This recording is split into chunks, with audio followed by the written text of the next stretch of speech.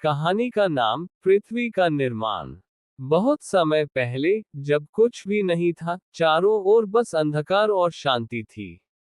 आकाश के बीचों बीच एक रहस्यमयी शक्ति विद्यमान थी, जो एक विशेष उद्देश्य के लिए जाग रही थी। इस शक्ति ने सोचा, क्या हो अगर इस खाली जगह को कुछ नया जीवन दिया जाए। और फिर इसी विचार ने एक सृष्टि की शुरुआत की। उस शक्ति ने अपनी सारी ऊर्जा इकट्ठी की और उसे एक जगह में केंद्रित कर दिया। पहले एक अद्भुत विस्फोट हुआ, जिसे हम आज बिग बैंग कहते हैं। इस विस्फोट से प्रकाश, गर्मी और अनगिनत ऊर्जा कण निकलने लगे। ये कण चारों ओर फैल गए और समय के साथ मिलकर बड़े बड़े पिंडों में बदलने लगे। धीरे धीरे एक विशाल गोला आकार लेने लगा। यही था हमारी पृथ्वी का जन्म।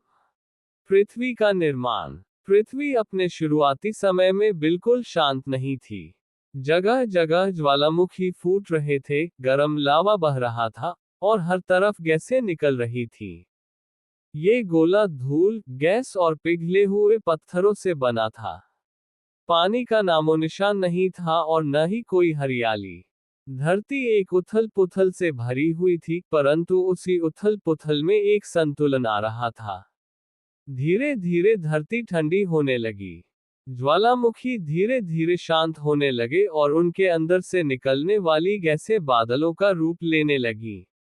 उन बादलों से वर्षा हुई और धरती की सतह पर पहली बार पानी का आगमन हुआ। ये पानी नदियों, झीलों और विशाल महासागरों में बदल गया। धीरे धीरे एक सुंदर नीला ग्रह आकार लेने लगा, जिसमें जीवन के लिए अनुकूल परिस्थितियां तैयार हो रही थीं। जीवन का प्रारंभ। समय बीता और पृथ्वी पर जीवित रहने योग्य माहौल बन चुका था। एक बार फिर से वह अदृश्य शक्ति काम करने लगी। उसने छोटे छोटे जीवाणु के रूप में जीवन का पहला बीज बोया। ये छोटे छोटे जीवाणु पानी में रहते थे और सूरज की रोशनी से अपनी ऊर्जा प्राप्त करते थे। ये जीवाणु एक बहुत ही छोटे आकार के जीव थे, जिन्हें हम आज सूक्ष्मजीव कहते हैं। जैसे जैसे समय बीतता गया, इन सूक्ष्मजीवों ने खुद को नए नए रूपों में ढालना शुरू किया। कुछ जीवाणु नए नए अंगों के साथ विकसित हो गए। ये एक छोटे, अदृश्य जीवन से अब बड़ी और जटिल जीवन में बदल रहे थे। सूक्ष्मजीव से मछलियां, मछलियों से उभयचर और धीरे धीरे भूमि पर रेंगने वाले जीव, पक्षी और बड़े बड़े स्तनधारी जीव बनते गए। पृथ्वी पर पहला सस्पेंस डायनासोर। धीरे धीरे समय के साथ विशालकाय जीवों का भी उद्भव हुआ।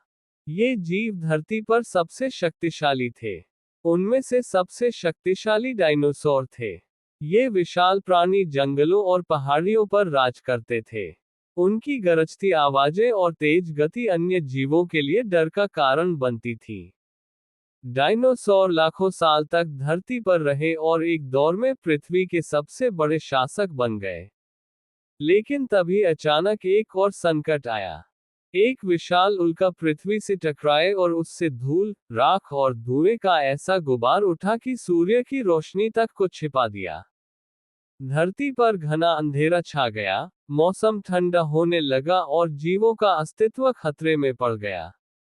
यही वह क्षण था जब डायनासोर का युग समाप्त हुआ।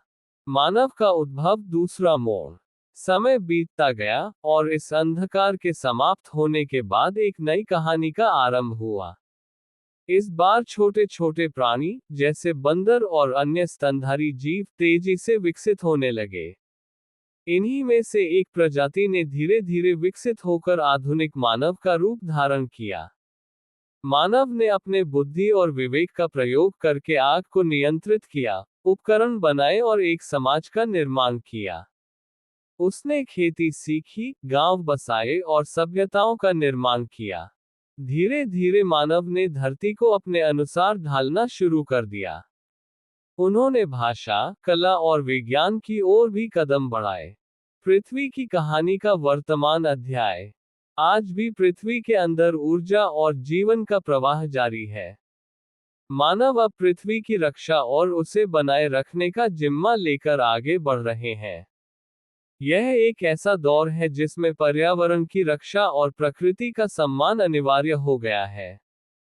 कहानी का अंत। और इस प्रकार, ये पृथ्वी की गाथा है, एक कहानी जो कभी खत्म नहीं होती। यह एक कहानी है जो हमें ये सिखाती है कि विकास और विनाश एक सतत प्रक्रिया है और हर चीज की अपनी एक समय सीमा होती है। आज भी पृथ्वी पर जीवन अपने रूप बदलता रहता है, और हम भी इस गाथा का हिस्सा हैं। कौन जाने, भविष्य में कौन सी नई कहानी लिखी जाए।